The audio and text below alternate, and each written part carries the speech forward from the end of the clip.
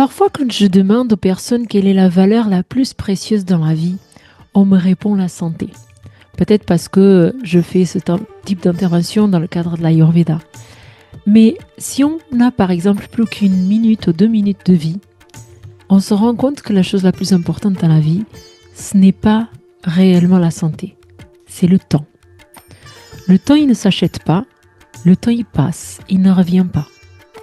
Dans cet épisode de podcast, je voudrais vous parler donc du temps et des clés pour qu'on puisse utiliser ce temps en faisant les bons choix de façon à vivre une vie la plus harmonieuse possible et la plus joyeuse possible. Bienvenue sur le podcast Ayurnatur, le podcast d'Ayurveda et spiritualité. Je suis Rita Osterbeek, enseignante en Ayurveda, mais aussi une éternelle apprentie de la vie. Chaque semaine, je vous partage des réflexions et des clés qui peuvent vous apporter une autre lecture de la vie pour une approche plus intérieure, consciente, équilibrée et heureuse. Chaque épisode est une invitation à l'introspection qui vise à trouver l'équilibre de son corps, de son mental et de son âme.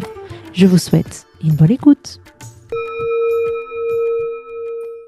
Le temps, il a toujours la même durée, dans le sens où une journée va avoir 24 heures, une heure va avoir 60 minutes, et ainsi de suite.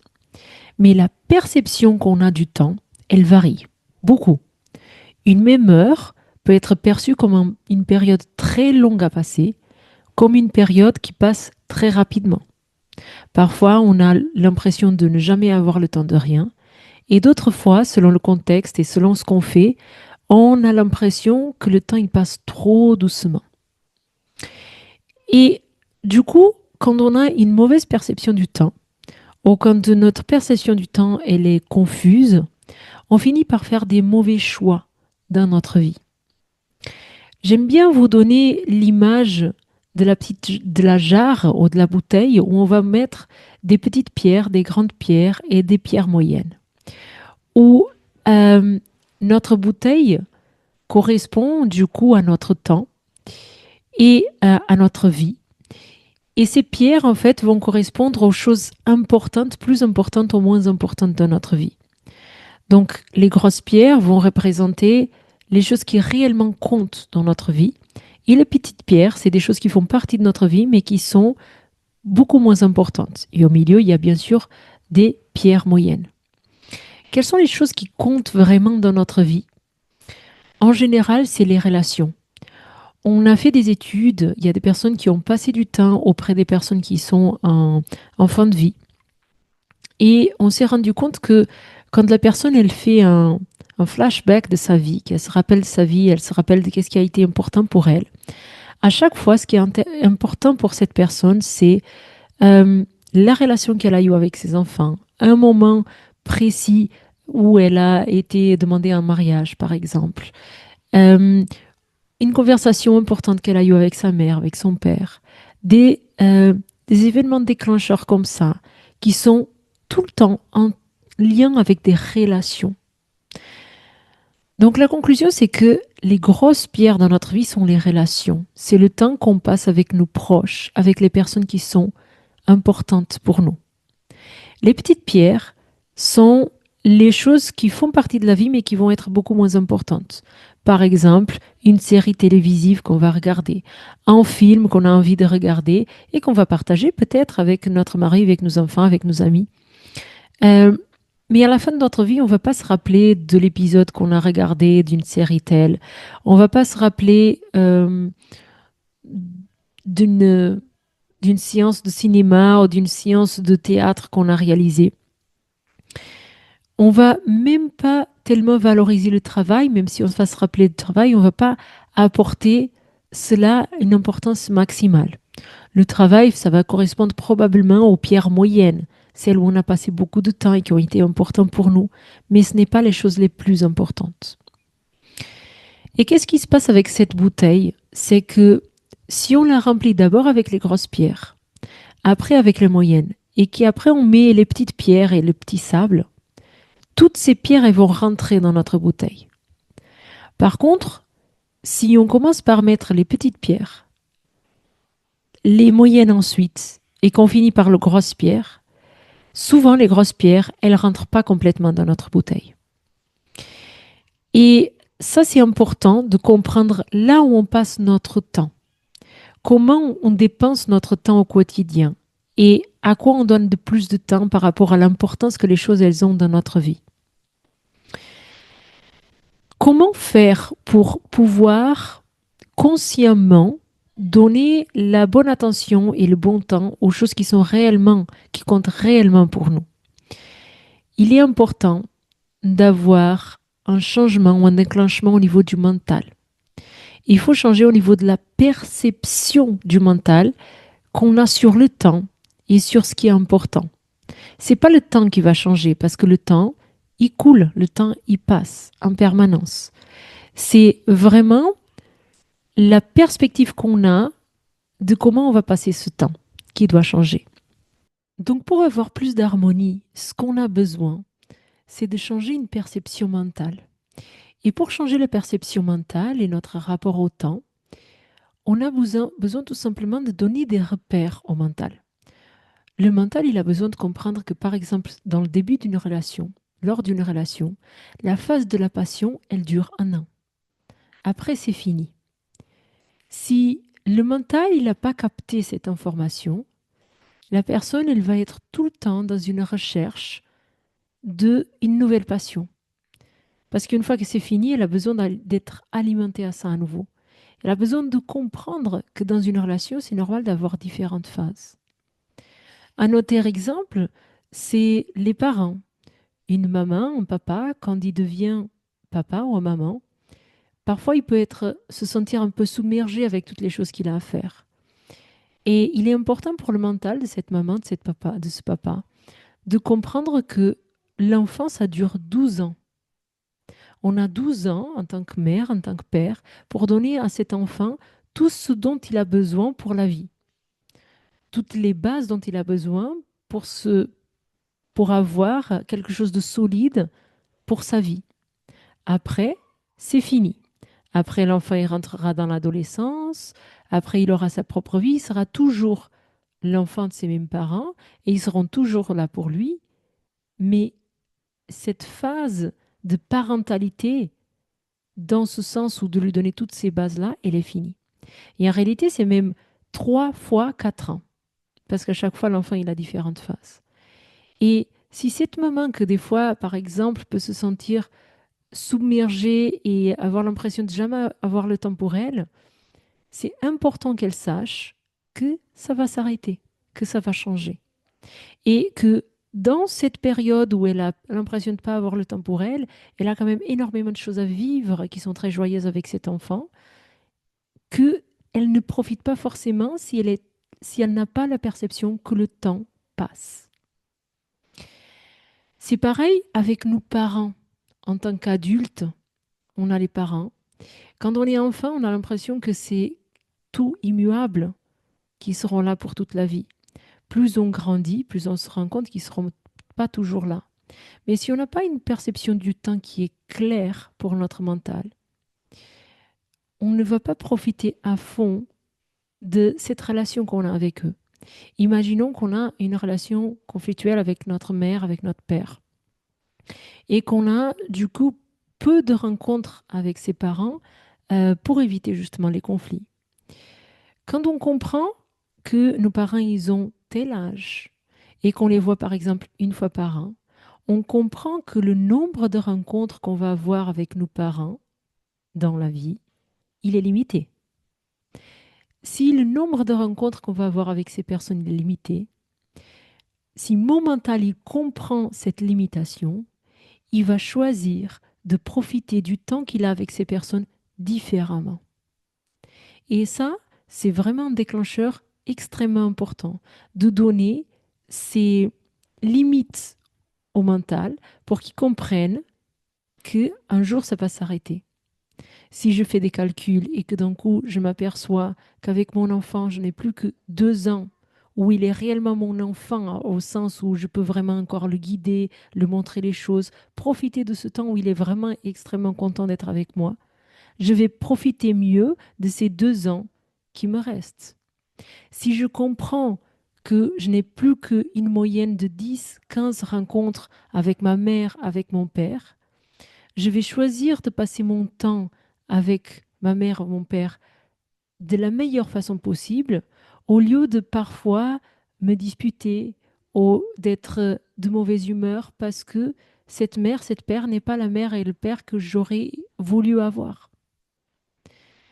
Donc, quand on a une perception du temps qui est correcte, quand on comprend que ce temps, il fait que passer et que les rencontres avec les personnes qui sont importantes pour moi dans la vie, elles commencent à être limitées, mon mode de pensée, il change.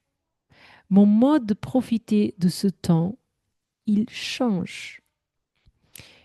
Je vais beaucoup plus me focaliser sur qu'est-ce que je veux réellement, de quoi est-ce que j'ai besoin réellement, et quelle est la relation, comment je veux alimenter la relation que j'ai avec ces personnes-là. Donc j'ai quelques rencontres avec des personnes, avec les quelques personnes qui me sont chères, je profite au maximum de ce temps. Et la clé que je voulais vous donner ici dans ce podcast, parce que j'essaye toujours de vous apporter quelque chose qui est très concrète et applicable dans votre vie, c'est que quand on fait des choix sur les choses qu'on va faire dans notre vie, dont on a besoin pour notre vie, on doit toujours faire un choix sur quelque chose qui est, dans ce qu'on dit en sanskrit, nitya, c'est-à-dire le plus permanent possible. Un choix nitya, c'est donc un choix qui va nous permettre de garder les choses le plus longtemps possible. Donc, par exemple, si j'ai une entreprise et je cherche un collaborateur, je vais chercher un collaborateur qui va rester là le plus longtemps possible, parce que ça va m'éviter de réexpliquer les choses plusieurs fois, etc. Dans les relations, c'est pareil. Il est important de garder ces relations qui sont importantes pour moi, que j'ai euh, regardées, que j'ai observées, qui sont importantes pour moi, pour mon bien-être. Et je vais faire en sorte qu'elles sont le plus durables possible. Donc, je vais passer mon temps à les alimenter correctement. Et une fois que le mental, il est vraiment axé sur ça, on va éviter tout un tas de choses qui correspondent à de la perte de temps. Se disputer avec nos proches, c'est une perte de temps. Si on a vraiment ce regard sur comment on va profiter de notre temps qui est précieux et qui passe en permanence, on comprend que se disputer, c'est une perte de temps. Ça dépend du type de dispute, en fait. Des fois, on a besoin de dire ce qu'on ressent. Mais très souvent, la dispute, c'est des argumentations où chacun, il cherche à avoir raison. Et une fois qu'on a raison, on a l'impression qu'on a gagné. Mais imaginons une dispute entre mari et femme. La femme, elle gagne la dispute et après, elle va aller se coucher avec celui qui a perdu. Donc, si on a ce regard-là, si on a cette observation-là, ce type de dispute, c'est une perte de temps. Une conversation pour dire qu'est-ce qu'on ressent réellement pour pouvoir faire avancer le couple et pouvoir se comprendre l'un l'autre, c'est une chose. Se disputer pour avoir raison, c'est une perte de temps. L'excès de regard, d'observation des écrans, Instagram, Netflix, etc., peut être aussi une perte de temps. Ça peut nous aider à nous soulager, à s'évader un petit peu. Ça peut être nécessaire, parfois ça peut être une forme d'évasion, mais si c'est un excès, si on passe beaucoup de notre temps à faire ça en détriment de nos relations, en détriment des personnes qui sont importantes pour nous, des choses qui sont importantes pour nous, c'est une perte de temps. Il y a aussi des pertes de temps dans la spiritualité, dans la psychologie. Donc, par exemple, se focaliser en permanence sur un trauma d'enfance, sur le fait que je ne me sens pas heureux parce que j'ai le ressenti que ma mère ne m'a pas aimé. Ou par rapport à la réflexion sur comment ma mère ou mon père, ils auraient dû être pour que je sois vraiment heureux. C'est une perte de temps. Parce que notre mère et notre père, ils sont comme ils sont.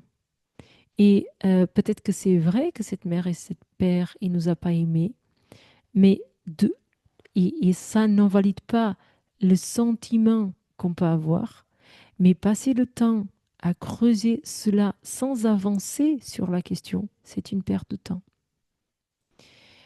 Et du coup, si on comprend que par exemple cette mère avec qui on a cette difficulté, on va la voir encore juste 3 fois, Est-ce qu'on veut passer ce temps à se disputer avec elle? C'est important de donner ces repères. C'est important de comprendre qu'il y a d'autres opportunités de cure.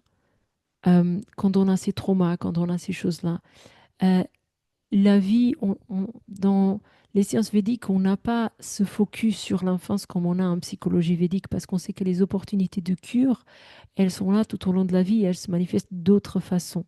Et donc, on n'a pas besoin de creuser notre enfance à ce point comme on le fait dans la psychologie occidentale.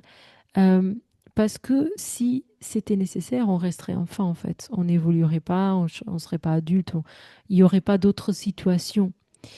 Euh, Ce qui est important de comprendre par rapport à ça, c'est que euh, cette notion de que je suis traumatisée, de que je suis malheureux parce que ma mère ne m'a pas aimé, par exemple, c'est une fausse croyance en fait. Parce que il suffit que quelqu'un vienne et nous raconte une blague, on nous raconte quelque chose qui nous fait vraiment sentir bien et on est en train de rigoler. Dans ce moment précis où on est en train de rigoler, il n'y a pas de trauma, il n'y a pas de malheur. Donc en fait, je n'ai pas besoin que ma mère elle m'aime pour que je sois réellement heureux. C'est des perceptions mentales qu'on se pose. Et du coup, tout ça pour revenir à cette idée de temps, de donner ses limites au temps, à notre mental, pour comprendre que ce temps, il est fini. Et pour pouvoir faire le maximum de choix possibles qui nous permettent quelque chose sur le long terme, qui nous permettent cette sensation d'être bien à l'instant présent avec ce qu'on a aujourd'hui. C'est qui le grand élément qui nous empêche de respecter notre temps? C'est souvent notre ego. C'est notre ego qui répète sans cesse ces traumas d'enfance qu'on a, qui nous répète sans cesse qu'on n'a pas le temps pour nous comme on aimerait, etc. Donc tout ça, ce sont les pièges de l'ego. Il y a eu un autre épisode de podcast où j'ai parlé de ça. C'est l'ego toujours qui a besoin d'avoir raison, qui a besoin de gagner, qui a besoin d'être reconnu, qui a besoin d'être spécial, qui a besoin d'être aimé. Mais le soi, en fait, il n'a pas ce besoin parce qu'il est déjà l'amour. Et un mental avec un conflit, ça va faire que l'ego, il désespère, il va s'énerver parce qu'il ne veut pas changer. Donc, il faut que la faute soit chez quelqu'un d'autre. Et ça nous empêche justement de profiter de notre temps. Donc pour résumer, pour conclure, la clé que je vous donne ici, c'est de vous donner ces limites, de comprendre ces barèmes. Dans cette chose qui est importante dans cette phase de vie, par exemple, que vous êtes en train de traverser, s'il y a des choses qui sont difficiles pour vous, dites-vous que c'est limité. Et donnez à votre mental ses limites. Combien d'années, par exemple, ça va durer cette phase? Donc, qu'est-ce que dans cette phase est positif? Qu'est-ce que je perçois comme positif? Qu'est-ce que je perçois comme négatif? Et combien de temps ça va durer? Peut-être que je suis en train de faire une thèse de PhD, par exemple. Et c'est lourd, au bout d'un moment, c'est lourd. Mais pensez, combien de temps ça prend? Et quel est le plaisir? Qu'est-ce que je gagne en faisant ça? Et ça me permet de profiter de ce temps qui me reste. Peut-être que pour finir mon PhD, il me reste que 3 mois. Ça me permet de profiter de ces 3 mois avec la raison pour laquelle j'ai décidé de le faire, parce qu'il y a des bonnes choses derrière ça. C'est pareil avec les enfants qu'on enlève, c'est pareil avec le travail qu'on fait, c'est pareil avec les relations qu'on a avec nos parents, avec nos amis, etc. Donc, j'espère que cet épisode il vous a plu. J'aimerais beaucoup écouter quels sont les types de relations au temps que vous avez, quelles sont les éventuelles difficultés que vous vivez en ce moment et comment est-ce que vous pouvez transformer ça en quelque chose de positif en comprenant dans quel type de temps, quel espace de temps cette situation que vous êtes en train de vivre est limitée. Donc je vous invite à échanger à travers les posts d'Instagram en forme de commentaires pour qu'on puisse prolonger cette discussion. On arrive à la fin de notre épisode et je vous remercie pour votre écoute. Si cela vous a plu, je vous invite à le partager avec vos proches qui en ont besoin. Si vous voulez échanger avec moi sur le sujet, ça se passe sur Instagram. Vous cherchez le post en lien avec cet épisode et vous commentez. Je répondrai à votre commentaire et on prolonge comme ça la discussion en créant un cercle vertueux. Je vous dis à la semaine prochaine.